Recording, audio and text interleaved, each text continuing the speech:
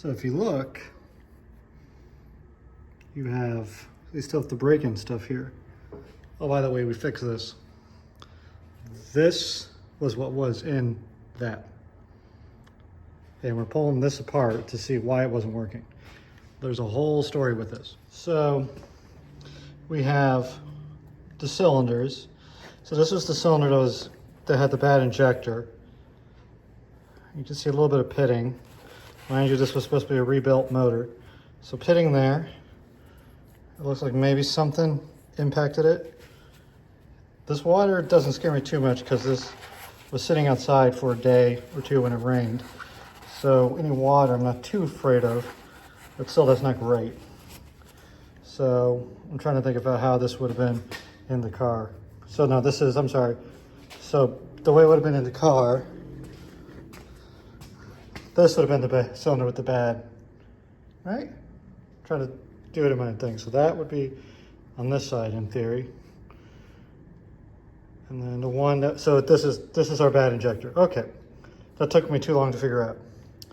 So that doesn't look good, but we have, so that's not an impact. We have that on all of the cylinders, okay. And we have some markings from when this was quote unquote rebuilt. Again, the water in there is alarming, but this thing was sitting outside for a couple days. I did have a cover on it though, so that's not a fantastic sign. So, but with how easy that's coming off, that's not too shocking. So nothing too terribly apparent. I'm more concerned if this thing just ate through some of its rollers again. No. Got a magnet. I think we somehow bent with the camshaft again, even though that was a new camshaft with the break-in oil and everything, because it should come out easy like that. It's a new camshaft, so that's not a great sign.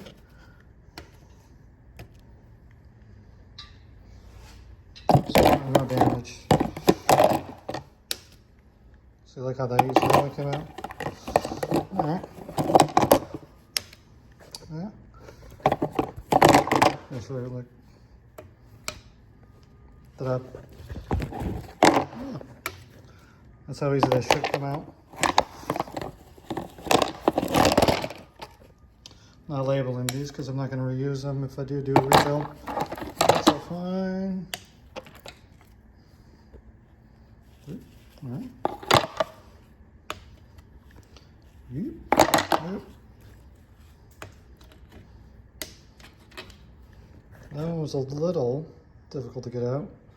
So we can focus that. That's still got a little on it. So this one here, I don't see anything too bad so far, but it does not want to come out. It came out, finally. Nothing too bad. All right. Oh no. All right, so we've gone through everything without taking apart the bottom in my little makeshift diagnostic thing here. So we got the tops off. Yeah, voice cracked. The heads. It's the technical term for these things. So we got the heads off. I don't see anything too dramatic. There was a little bit of pitting and like maybe burn over there, which would have been our number one cylinder. This is corrosion just from taking this off, which really shouldn't have been that corroded. So there must have been a lot of rust in the system from the prior engine, which may have killed things. The water pump looked good. We replaced that. So, but you can see there's just a lot of rust in that system. And when I come over here to the block, like, really, yeah, the dog's barking. Look down in there, it's kind of hard to tell, but there's a fair bit of rust.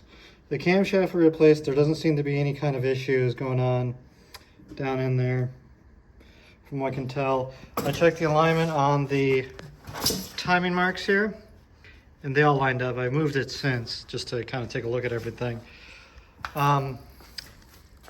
I've cleaned up these cylinders as much as I could. There is a lot of carbon that formed on these. This is after cleaning it. Those little scrape marks are from me just with my fingernail. But down in here, you can see a lot of pitting and corroding going on in here. And like there's a lot of scratch marks, which make no sense. So I'm thinking that maybe there was something in here that got stuck that caused damage, caused some kind of compression issue. So I don't know. Nothing really makes a ton of sense, but because this would have been the number 2 cylinder. The one we had all the problems on is of course the one that has the cleanest cylinder, which would be our number 1, which the lack of carbon on this tells me something. I just don't know what that is. So carbon comes from, burnt fuel, obviously. And then the oil in here. So I'm betting either this was running properly and everything else was running poorly, or given kind of so 1, 2, 5, and 6 were kind of the least carboned, and 2 or 3 and 4 here were kind of the most carboned. This bank is the one that had the bad lifter in it. One of my favorite things too is I took this whole thing apart and still finding just random bolts, just in random spots. So it's kind of hidden behind the oil pressure sender unit. So from my layman's look at this, again, not an expert, you have a lot of sides of like corrosion. So I can hear this when I'm going around, rotating this thing. And you notice, all right, you hear the noise? That was when that hit the bottom. As that one comes up,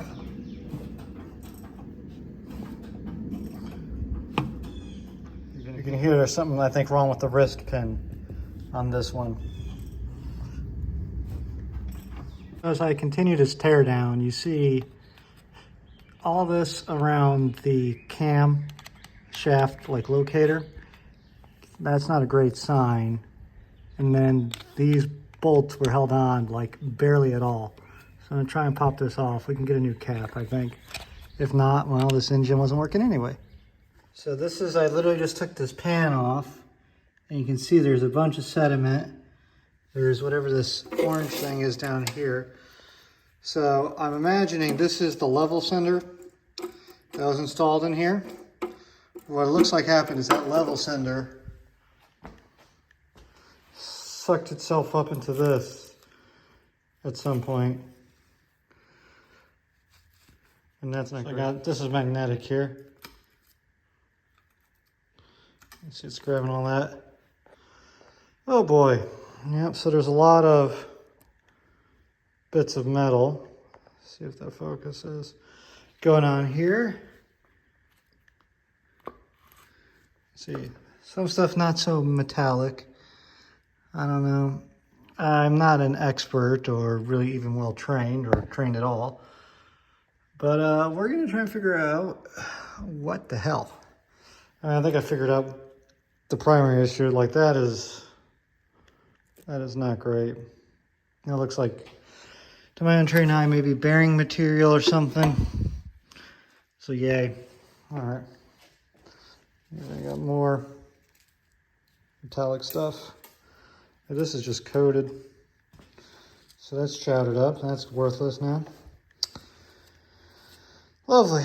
That means the whole thing is contaminated probably. Wonderful. Great.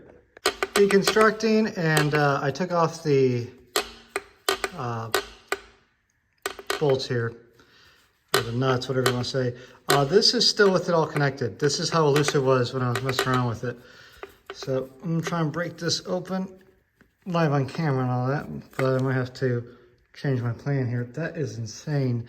Like, for an example, that is all the other ones. Like even the ones that I've taken the cap off, you can feel, like I'm shaking as hard as I can. This, little pinky. So that's cylinder number 4. that is destroyed. It just, wow. So that took a little bit more force than I thought would be necessary, and I think I see why. So, you notice, cap bearing's off on that one, right? There's no, you know, like clip or anything left in there. That is all bare. You can see there's no, like this one, the cap bearing stayed on it, there. And this one, it did not. So when I first looked at it, I went, oh, the cap bearing came off of that one.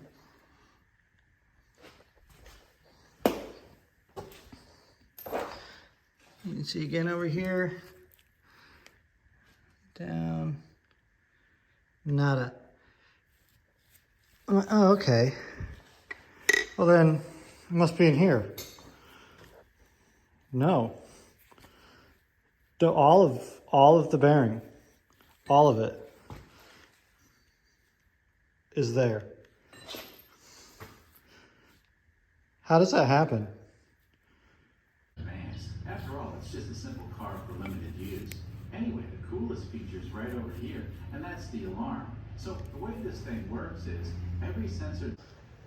So I got the motor disassembled. I think what happened, we're looking down here at the bottom of the crankshaft. We got a lot of wear. You know, some spots. I think when we lost the lifter and ended up going down and eating that cam, which ended up causing damage to this, which this should be easy to move, but it is frozen up in place. So I think there's just been a lot of metal that got into the system, and the whole motor is basically just bad because one lifter failed. That sucks. We did get this working. We've done a lot of work to it. That's my crazy dog. So we're gonna try and be positive, and we're gonna look into what we've done to this, and then we will look into what we're gonna do with this. So we had a V8 that we got from a buddy. I lost a piston. So what we're going to do is we're probably going to just end up selling this motor and this motor for scrap. This can be rebuilt, but I don't want to put the time and effort into this. This is a cool old Cadillac motor. I got a lot of parts for it, but it springs no joy. This, we already got a working one in there, so we don't need to be worried about that. Excuse the mess. So the question is, what do we do for engine project? Well, we got the Ranger out there. Right there. That needs some work, so we might work on that next. That needs a timing belt. So I think it's better just cut bait and lose it on this one and that one and just sell for scrap. Talk to some Fiero people nearby. There's no real interest in this. This thing with that piston out, this can be rebuilt because that just sits into there like a diesel, but no one wants these old motors. So we'll look into what we're going to do. This one I'm so on the fence about. So I don't know, but there's a lot of other stuff going on with it where I'm just, so we'll see. But we've come to the conclusion, this is broken, doesn't work. Probably with the stuff that's in it will never probably work again. I mean, it could take a rebuild. I got all the stuff for the top end, but this block, it's bored out. I don't know if I can bore it out anymore. It was rebuilt, but it's 1980s tech, and I just don't find any good reason to keep this thing. So, yeah. But you can see, yeah. So that's fun.